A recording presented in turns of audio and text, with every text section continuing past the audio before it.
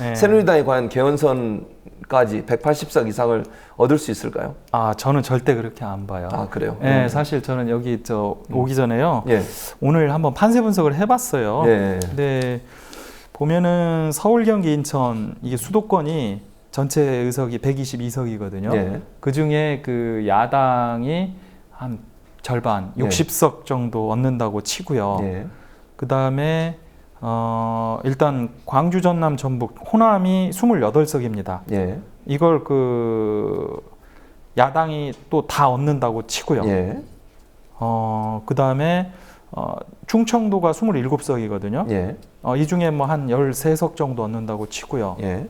그러면은 이게 80, 90, 101석이잖아요. 예. 거기에다가 비례대표. 그렇죠. 대구, 비례- 경북하고 부산, 경남에서 예. 이게 지금 65석이에요. 예. 여기가 지금 호남, 충청, 강원, 제주 합한 거하고 비슷하거든요. 같죠. 네, 맞습니다. 네, 숫자가. 이게 다 합해봐야 65석인데, 예. 66석인데, 이 부산, 경상, 남북도 영남을 합하면 65석이에요. 예. 근데 여기에서 보니까 지금 대구에서 뭐 잘하면 한두 개, 그 다음에 부산, 경남 쪽에서도 한 두세 개, 한 5개 정도 얻을 수 있거든요. 예. 그럼 이게 한 5개 얻으면 106석에다가, 제주도에서, 강원도는 새누리가 싹쓸이 할 가능성이 많고요. 예. 많이 얻으면 야당에 하나 정도. 예.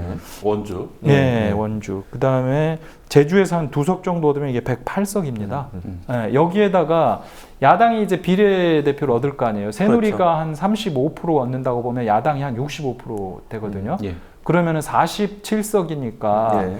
그 중에 한 25개 정도는 얻는다고 봐야죠. 예. 네, 저 대충 잡더라도. 그러면 이렇게만 해도 지금 132석이에요. 네. 그래서 야당 전체를 합하면은 한 130석은 넘게 나올 거다. 그러면 새누리는 이제 170석 정도 되고요. 예. 그런데 또 더 중요한 것은요, 이제 지금부터거든요. 예. 지금부터인데 이 여야가 서로 뭐 공천 내용이라든지 뭐 개파 싸움 이걸 통해서 이제 충분히 그동안 어떻게 보면 실정을 많이 했어요. 그렇죠. 이제 이것도 이제 많이 지금 현재 반영이 된 상태고요. 예. 근데 지금부터 남은 기간 동안에 이제 어떤 일이 진행되느냐의 문제인데, 제가 봤을 때는 오히려 야당한테 좀 유리하지 않을까 하는 생각을 해봐요. 왜냐하면 그런 그 공천 내용을 넘어서서 간다라고 본다면 당장 이제 사람들이 앞으로 이제 한 2주일 뒤에 투표를 할 텐데요. 예. 투표를 할 텐데 지금부터는 이제 사람들이 이제 느끼는 거, 예. 그걸 가지고 조금 더 흥분을 이제 가라앉힌 상태에서 투표를 하게 되거든요. 예. 그러면은 아무래도 지금 먹고 사는 문제 예. 굉장히 예. 지금 심각하잖아요. 그렇죠. 이 문제가 일단은 어찌 됐든지 간에 주되게 등장할 수밖에 없습니다. 이명박 박근혜 정권 지금 8년을 지났거든요. 예. 그러니까 이 문제가 등장할 수밖에 없고, 또 최근에 그 각종 여론조사 같은 거 보면은 젊은 층들의 어떤 참여 의지 이런 것들이 그 전에 비해 상당히 좀 높다라고 이야기를 하잖아요. 예. 뭐 이런 것들을 감안하면 야당 전체로 보면은 이 130석에다가 플러스 알파를 하지 않을까. 이제 그게 있고요. 예. 그 다음에 또 야권 연대라는 부분이요. 예. 야권 연대가 오늘 같은 경우에 뭐 저 강서에 있는 국민의당 김성호 후보 예. 단일화하겠다고 그 당 중앙 방침과 완전히 어긋나게 예. 선언을 그렇죠. 해버렸잖아요. 예. 본인이. 예, 그래서 시민단체한테 완전히 맡겼습니다. 단일화 방식도 그쪽에서 알아서 정해주면 내가 다 따르겠다. 예. 이제 이런 식으로 했기 때문에 이 야권 연대가 어찌됐든지 간에 일부 지역들에서 이제 나타난다면 수도권에서 이것도 이제 플러스가 될 수 있는 요소거든요. 근데 이런 모든 것들이 사실은 이제 야당에게는 지금 현재 유리한 요소입니다. 저는 그래서 선거 하더라도 130석에다가 플러스가 분명히 될 거다. 뭐 야권 연대가 뭐 최대한 된다면 뭐 한 거기에다 20석까지는 더 얹어줄 수도 있겠지만 뭐 다 안 될 거 아니에요. 네. 그렇기 때문에 어찌됐든지 간에 130석 플러스 알파에서 많이 얻으면 한 140석까지도 바라볼 수 있지 않을까 생각을 하고요. 새누리당으로서는 지금 현재는 특별히 지금 좋아질 게 없습니다. 자기들이 뭔가 이렇게 내세워야 되는데 공약으로서 지금 내세울 만한 게 없어요. 네. 김무성하고 최경환 씨가 딥키스를 한번 또 그런 퍼포먼스를 하든지. 네, 이제 그게 없다 보니까 조금 전에 우리 김영민 씨 이야기한 대로 이제 다시 북풍을 동원하는 이런 행태가 이제 나타나거든. 믿을 건 지금 북풍밖에는 없는. 근데 재밌는 거는 더민주는 사실 네. 오늘 제가 누군지 정확히 기억을 못 하겠는데 홍창선인지 정장선인지 누군지를 기억을 못 하겠는데요. 140석을 원래 목표로 했다가 110에서 120으로 깎겠다. 그러니까 낮추겠다 이렇게 얘기를 했어요. 예. 그게 왜 그렇게 얘기했죠? 정장선 총선 기획단장이 얘기한 건데요. 예. 그 정장선 단장이 그 얘기를 했고요. 예. 또 김무성 대표가 요즘 하는 발언을 보면 예. 또 재미있습니다. 예.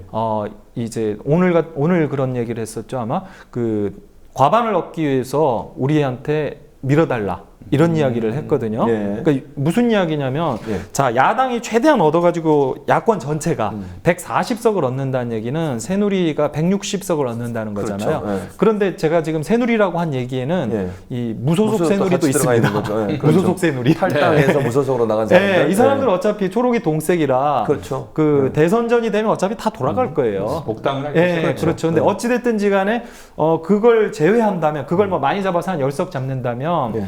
그 새누리 자체적으로만 뭐 한 150석 얻기가 간당간당하지 않겠느냐 이제 그런 전망도 해봐요. 그래서 김무성 대표가 과반을 얻도록 도와달라는 이야기를 이렇게 자연스럽게 하는 게 아니냐. 거기에다가 정장성 단장의 경우에 예. 140석 얘기를 했던 건요. 예. 사실은 저 분당되기 전의 이야기죠. 네. 네, 분당되기 전에 그 지금 저 이 더민주당 그 전에 네. 새정년이었죠. 새정년의 목표가 140석이었습니다. 거기에다가 이제 플러스 알파를 그 뭐 정의당이라든지 뭐 이런 예, 진보정당이 예, 해준다면 예. 140에서 145석 이 정도를 목표로 잡았던 건데 지금 분당이 됐잖아요. 예, 그렇죠. 그러면서 지금 그 정장선 단장하는 얘기가 110석에서 130석이라고 이야기를 하거든요. 지금 저 더민주당의 목표가 예, 예. 이 얘기는 그러니까 그 김종인 대표는 뭐 103석이다, 107석이다 이런 얘기했었잖아요. 예, 이 엄살이죠. 얘기- 그렇죠. 네, 엄살이라고 하면서 정량선 단장이 110석에서 130석이라고 이야기를 했어요. 근데 제가 방금 전에 계산한 걸로 예. 이 더민주당만 제가 쭉 한번 빼봤거든요. 예, 예. 수도권에서 반타작, 충청도에서 반타작, 예. 그다음에 전라남북도, 호남에서 반타작. 국민의당과 이제 똑같이 나눠 먹는다고 치고 예, 예. 거기에다 이제 비례대표 한 15석 예. 뭐 이런 식으로 얹어 보면은 더민주당이 한 108, 9석 정도가 나옵니다. 그러니까 여기에다 이제 야권 단일화라든지 뭐 이런 게 일부 효과가 들어간다라면 110석은 넘지 않겠느냐. 이제 이런 식으로 보고 있는 것 같아요. 그래서 이제 최대치로 봤을 땐 130석인데 예. 130까지는 뭐 쉽지 않을 것 같고요. 어찌됐든 그런 식으로 지금 더민주당이 110에서 130을 잡는 게 저는 이게 합리적인 계산인 것 같다는 생각을 해요. 예. 김영문 총리가 어떻게 보세요? 아유, 우리 저 이용마 박사님 말씀하신 내용이 예. 사실 오늘 아침에 통한 더불어민주당의 예. 누구라고 말할 수 없는 예. 전략통의 분석과 정확하게 그래요? 일치합니다. 그렇군요. 숫자상으로 예. 그 의석수 예. 130에서 140 정도인데 논리가 똑같아요. 아, 그래요. 그게 같은 소스인데 우리 이용만 박사님 직접 하신 거라고 하시니까 그런데 저작권이 이용만 사회 같은 거.